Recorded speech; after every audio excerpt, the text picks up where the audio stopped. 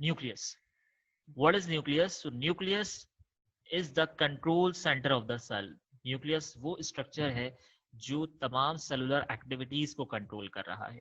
वो cellular activities क्या हो सकती हैं? वो सेलुलर एक्टिविटीज ये हो सकती हैं कि राइबोसोम्स प्रोटीन की सिंथेसिस कर रहे हैं या नहीं कर रहे हैं, उसकी एक्टिविटी को कंट्रोल करना, यानी प्रोटीन को सिंथेसाइज करना. प्रोटीन के सिंथेसिस होने के बाद गोल्जी बॉडीज उसकी पैकेजिंग कर रही है या उसको ट्रांसपोर्ट कर रही है, इसका काम कंट्रोल करना, इस काम को कंट्रोल करना, ये भी न्यूक्लियस की कैटेगरी में शामिल है. ये न्यूक्लियस कंट्रोल करता है. इसी तरह से अगर हम बात करते हैं वैक्यूल्स की, हम बात करते हैं सेंट्रोसोम्स की, हम बात करते हैं गोल्जी बॉडीज की, हम बात करते हैं power house of the cell means हम बात कर रहे हैं माइटोकॉन्ड्रिया की, तो all the cellular activities are controlled by this nucleus. So the most important point according to MCQs, nucleus was discovered by the scientist named as Robert Brown. Nucleus is found in the center of the cell, that is why it is called as nucleus.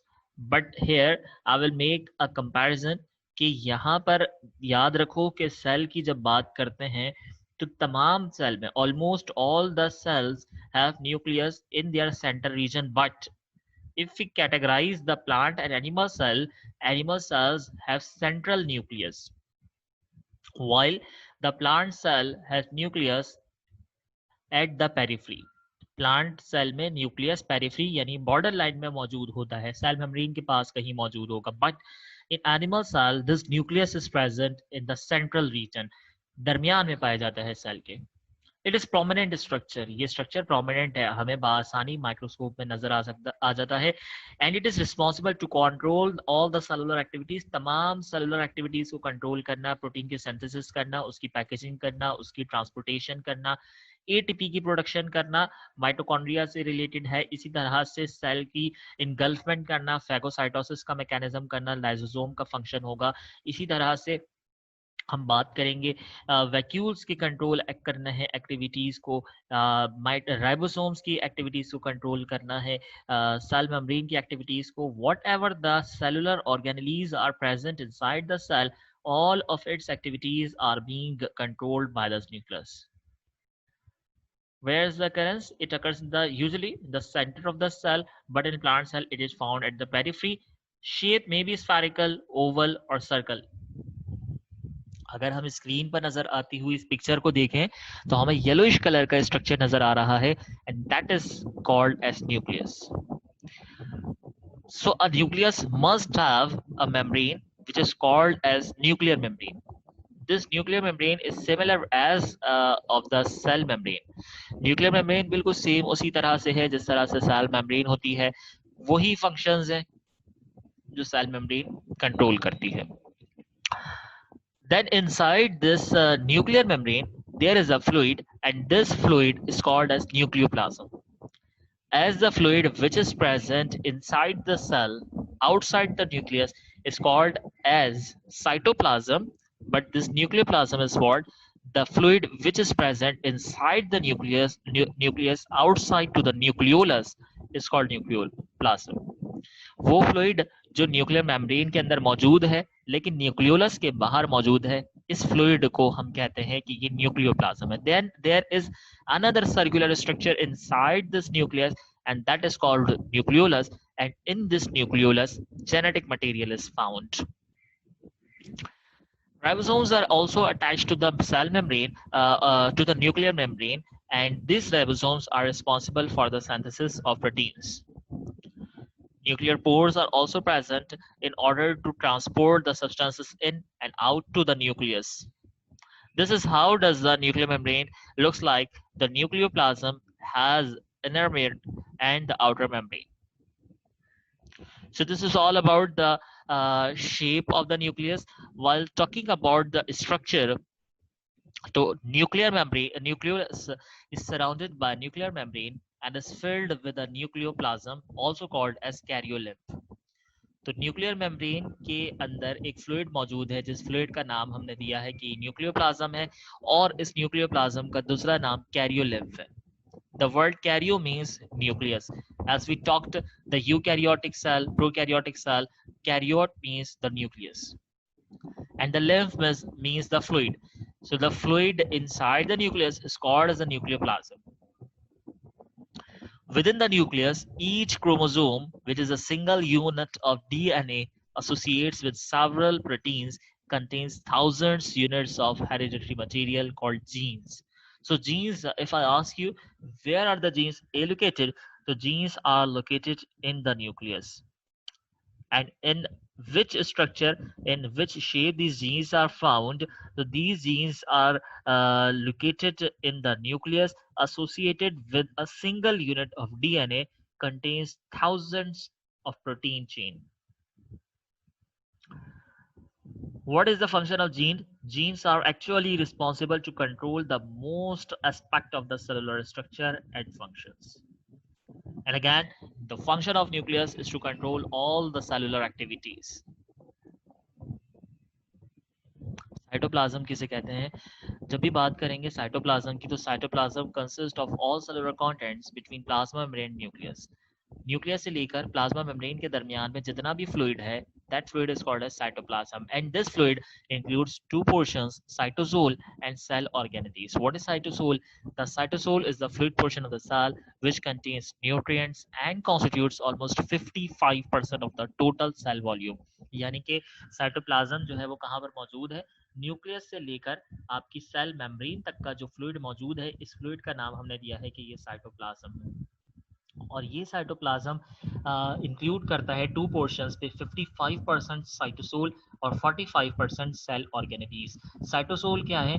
Cytosol nutrients हैं और ये fluid portion होता है cell का, जो कि cellular activities को तमाम कंट्रोल मैकेनिज्म को जो एनर्जी चाहिए वो एनर्जी प्रोवाइड करता है. As it contains the nutrients, इसमें तमाम एनर्जीज जो है वो मौजूद है. अब जाहिर है कि जो भी सेलुलर एक्टिविटीज कोई सेल ऑर्गेनेलीज करेंगे, उन्हें न्यूट्रिएंट्स चाहिए, तो वो न्यूट्रिएंट्स कहाँ से आएंगे?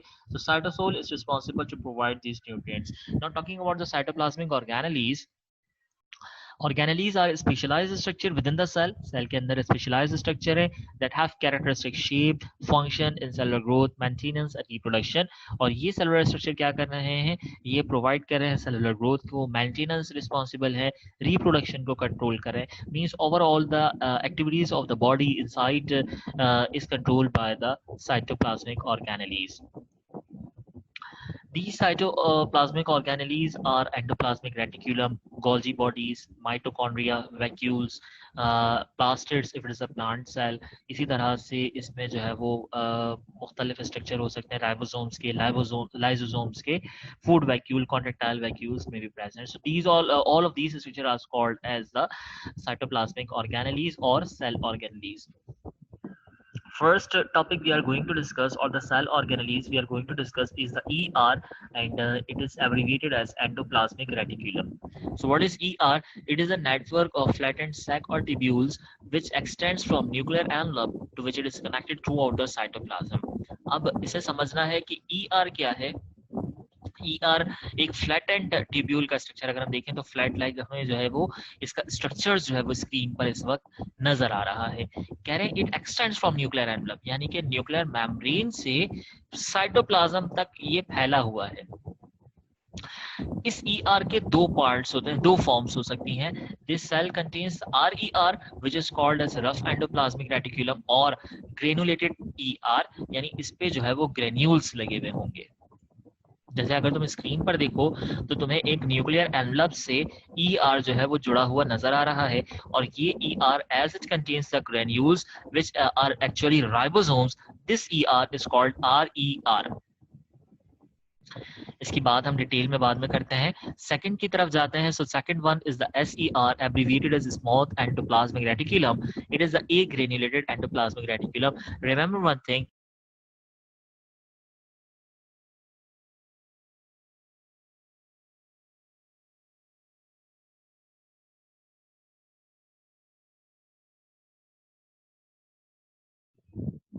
whenever we use the terminology A, it refers to the absence of particular site or region or organ. Let's suppose मैं कहता हूँ कि A cellular organism, तो इसका मतलब सेल मौजूद नहीं है, सेल इज एब्सेंट. इसी तरह से मैं बात करता हूँ A granulated तो इट्स मीन व्हाट कि granules are absent. So smooth endoplasmic reticulum क्या है, जिसमें एंडोप्लाज्मिक रेटिकुलम पे ग्रेन्यूल्स मौजूद नहीं है, लेकिन अगर हम ग्रेन्युलेटेड की बात करें तो it's mean it has granules. तो structurally ER is of two types, RER which contains granules and SER which do not contain granules.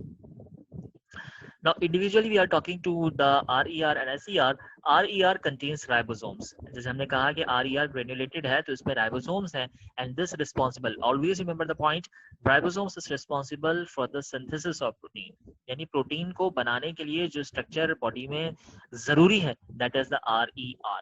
And if we talk about the SER, so SER lacks the ribosome, but it does the synthesis of fatty acids and steroids. Steroids और fatty acids की जो synthesis होती है वो SER करते हैं। इसके अलावा डिटॉक्सिफिकेशन ऑफ ड्रग्स, कि अगर किसी ड्रग के कोई हार्मफुल इफेक्ट्स हो तो उस हार्मफुल इफेक्ट्स को खत्म करने की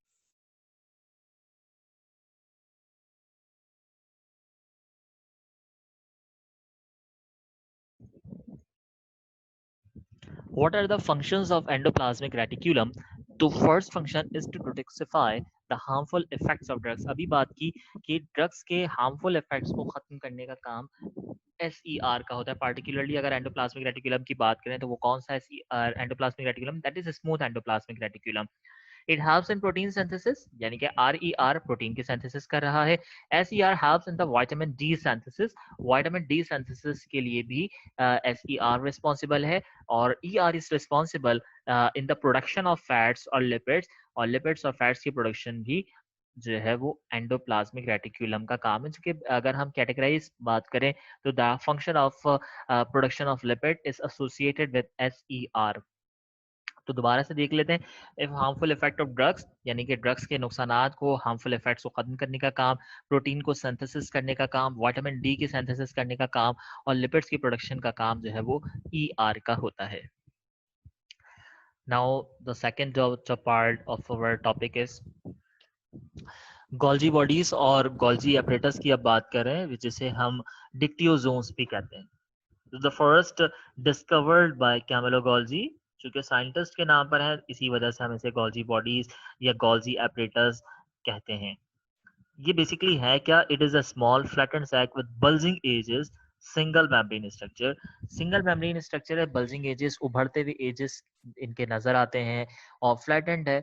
सेंट्रली हम देखें तो इनका फ्लैटेंड है, लेकिन एंड से एजेस जो है इसके वो हमें बल्जेस नजर आते हैं। कंसिस्ट करते हैं इनके 3 to 20 cisternae which are often curved giving Golgi bodies a cup like shape। अगर हम स्क्रीन पर देखें तो हमें एक cup like shape स्ट्रक्चर नजर आ रहा है, and these are basically due to this cisternae। ये जो सिंगल स्ट्रक्चर है, this single structure is called the cisternae, and 3 to 20 cisternaes are may found in the Golgi body structure। What are the functions? It modifies, package and transport proteins received from RER। हम बात कर रहे हैं RER की।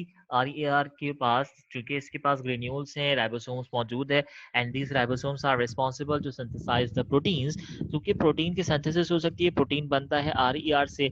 अब वो protein जो बनाया गया है उसको ट्रांसपोर्ट करना है, यानी कि सेल से बाहर उसे भेजना है, तो ये ट्रांसपोर्टेशन का काम भी गोल्जी बॉडीज कर रही है। उसके पैकेज बनाना, उसको ट्रांसपोर्टेशन के लिए पैकेज बनाना, बॉक्सेस में समझ लो तैयार करते हैं, मॉडिफाई करते हैं, कोई सेलुलर स्ट्रक्चर उसको मेंटेन करना हो, कोई चीज मिसिंग हो, कोई चीज इजाफी हो, तो उसे पार्टिकुलरली एक तरह से मेंटेन करने का काम, उसको बॉक्सेस में समझ लो कि पैकेज बनाने का काम, और उसे ट्रांसपोर्ट करने का काम जो है वो गोल्जी बॉडीज या डिक्टियोसोम्स का